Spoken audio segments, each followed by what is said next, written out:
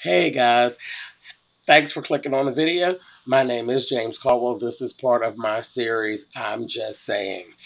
Today I want to cover RuPaul's Drag Race, episode 4 of season 6. In this episode, Ru was concentrating on what he called a RuSical. Uh, it was interesting. It was a whole he's done this a couple times, but it was a whole musical that he and Lucian Fiani actually had put together. Lucian Fiani was actually one of the guest judges, and then we also had the Queen. We had Shirley Ralph as a guest judge, so that was really, really good. I'm always happy to see Cheryl. And the episode kind of moved for me personally, it moved a little slow. But come on, I'm a loyal fan, so I just kind of rolled with it. Pardon me. And as we went through, what we did see was that Trinity K. Bonet, I'm liking her more and more each week. So I'm actually becoming a Trinity fan more and more each week. But Trinity is young. She's young and she doesn't take direction very well. She gets a little defensive. Now, do I think that's completely her fault? No, I don't. I really don't. I don't find that to be, completely her fault. This group of girls are a shady bunch of bitches. So I can kind of understand some of her defensiveness. She doesn't really have like any main friends or anything, or she hasn't really bonded with any of the other girls. They are really a catty, shady, reading bunch of whores, is what they are. So I understand some of it, but she has to let some of that go. If she wants to grow, she's going to have to let some of that go. And, she's going to have to just let it go. Like, this is all about something. There's a bigger picture here that is actually being woven, and she's going to have to let that go. That's all that's to it. So that's that. It was the whole thing. I don't want to rehearse. I don't want to, I don't want to learn. I don't want to, it was just a mess. Her attitude was really bad. But like I said, hopefully she'll let that go because she has such potential. I want to see her do well. The main challenge, like I said, was the RuSical. Everybody was in the RuSical together, but they were judged separately.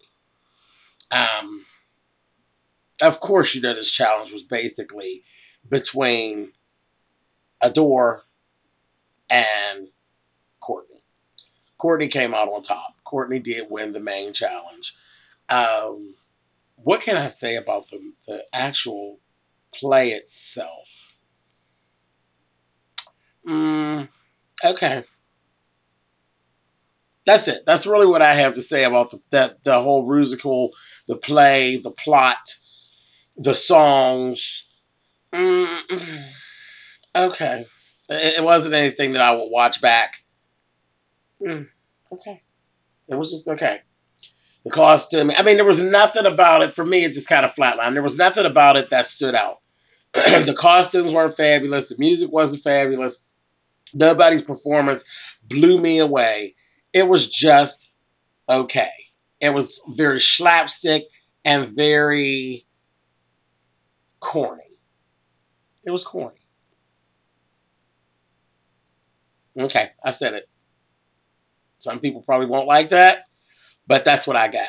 I wouldn't watch it back. It was corny to me. But it was cool.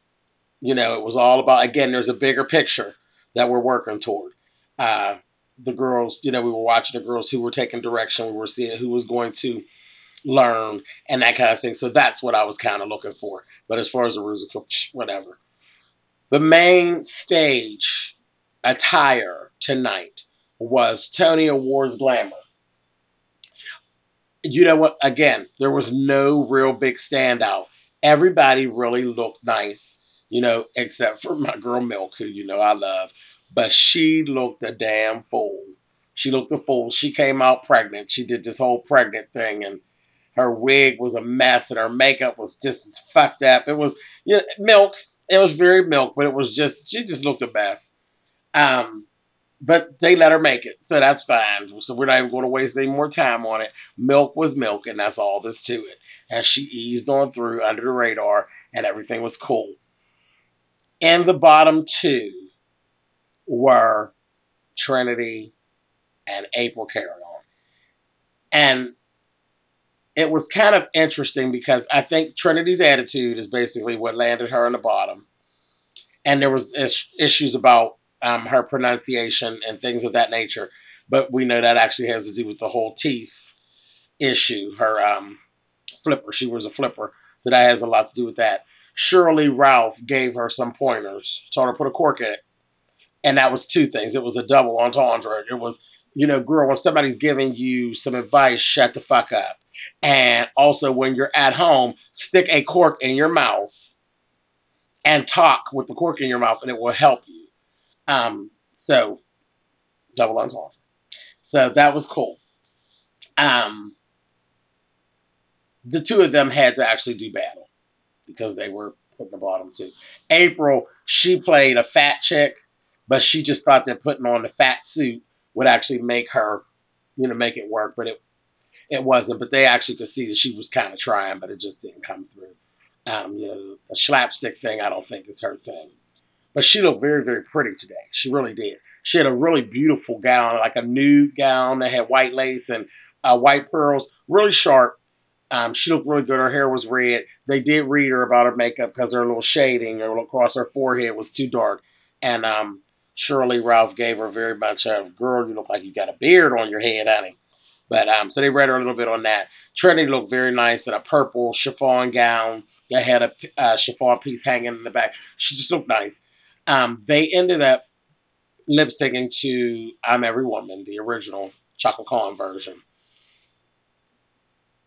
And I can't. Trinity ended up winning and ended up being able to stay. April had to go home, but I'm going to give it to April. She held her own because when they pulled the song, as soon as the song started, I was like, "Now Trinity, come on, girl, seriously, you better not go home to the little Puerto Rican child." And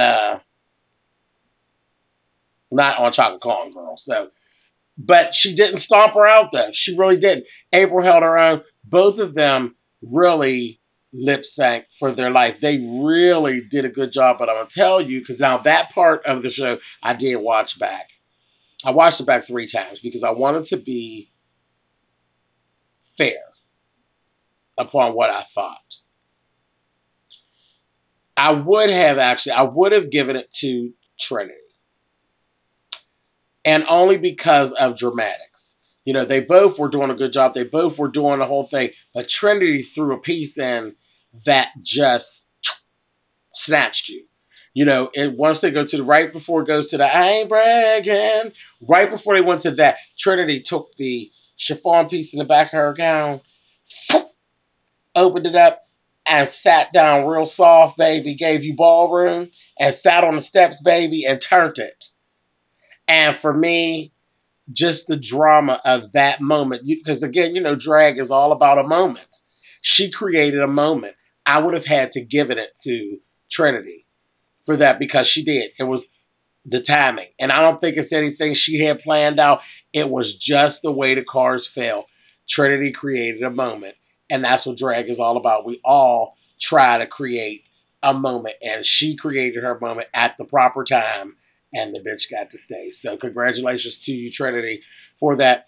All in all, like I said, not that much of an eventful episode, but it was cool, and I'm really anxious to see what goes on next week. Now, next week is going to be fabulous because it's the Snatch Game, which is always like my favorite episode is the Snatch Game. So I cannot wait to see what's going to go down on the Snatch Game. So with that, I thank you all for looking at the video. I'm looking forward to seeing you guys again next week after we see our Snatch Game and see what we got going on. Definitely leave your comments. I'd love to know what you have to say and what you think. And I'll see you guys real soon. Take care.